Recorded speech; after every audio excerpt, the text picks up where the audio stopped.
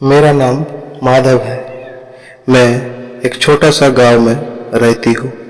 मेरे फैमिली में और मेरे पत्नी और मेरा 2 छोटे छोटे बच्चे हैं। हमारे गांव का हर एक फैमिली गरीब थे, बहुत ही गरीब। हम लोग भी गरीब थे। मैं पास की गांव में एक दुकान पे काम करता था। वहाँ से मुझे जो पैसा मिलती थी वही से मेरा घर चलता था। एक दिन क्या हुआ कि गांव में अचानक सबको एक बीमारी होने लगी और लोग मर रहे थे। बहुत ही खराब अवस्था था गांव के था उस गांव में। तो हम लोग बहुत ही डर गए। इसके वजह से हमारे जो कुछ पैसे थे उसे खर्च करके एक शहर में चले आए। ये हमारे लिए नया था। ये शहर भी नया था, लोग भी नए थे। हम लोग एक बहुत बड़ा घर में रहने लगे, एक छोटा सा रूम पे।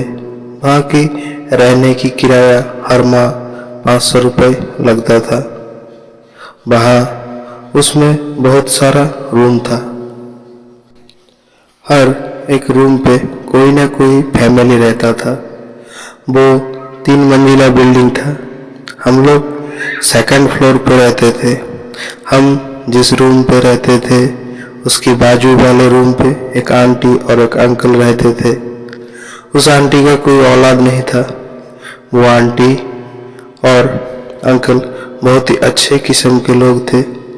वो आंटी बहुत ही गोरा और सुंदर था देखने में। जो भी उसे देखता था उसका ही बैंगन खड़ा हो जाता था। उस अंकल की उम्र 50 की होगी और उस आंटी का उम्र 30 का होगा। हम वहाँ पर रहते रहते उस फैमिली के साथ बहुत अच्छे दोस्ती हो गए थे। वो लोग हमें खाना देकर जाते थे तो हम लोग भी उसे खाना देने जाते थे। हम लोग आपस में हर सुख दुख में एक दूसरे के साथ देते थे। इस तरह वक्त गुजरने लगा। एक दिन वो अंकल बाहर गया था तो घर वापस नहीं आए।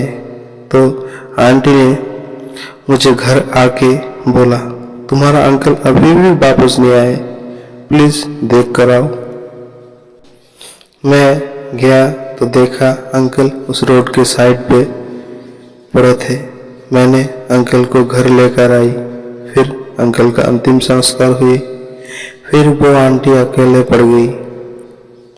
ऐसी तरह से दिन बीतता गया।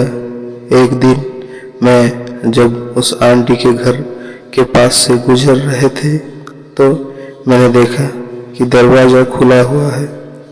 मैंने अंदर घुसा तो देखा कि आंटी जी एक रूम पे अपने कपड़े बदल रहे थे। तो सब देखकर मेरा पप्पू खड़ा हो गया। अचानक मैं उस भाभी को पकड़ लेती हूँ और वो भाभी भी मुझे पकड़ लेता है और फिर हम दोनों बेड पे गिर पड़ते हैं और दोनों ठुकाई करने लगे। भाभी बोली, तुम्हारे केले मेरे इस होल पे और ज़्यादा घुसाओ। मैं तो आराम आराम से घुसाने लगी। फिर मेरे केले से पानी निकल गया। फिर भाभी मेरे केले का पानी चाटने लगा। फिर मैं भाभी का 2 बड़ा बड़ा नारियल जोर जोर से दबाने लगा। भाभी बोली, मेरे नारियल और जोर जोर से दबाओ और मैं भाभी की 2 बड़े बड़े उसको जोर जोर से दबाने लगी। भाभी भी आराम लेने लगा। भाभी भी मेरे बैंगन को मलने लगा और अपने हाथों से, और मेरा मोटा और लंबा बैंगन भाभी अपने मुंह में घुसाकर मलने लगा और जोर जोर से। इसी तरह करते करते 3 घंटे बीत गए। इसमें हम दोनों फूल थक चुके थे। फिर 10 महीने के बाद भाभी के घर एक छोटा सा मेहमान आया। फिर भाभी बहुत खुशी से जिंदगी गुजरने लगी और हम और मेरी पत्नी और 2 बच्चे वहाँ से अपनी गांव आ गए और हम लोग गांव में खुशी खुशी रहने लगे। प्लीज़ मेरे वीडियो को लाइक कीजिए, शेयर कीजिए और मेरे चैनल को सब्सक्राइब कीजिए।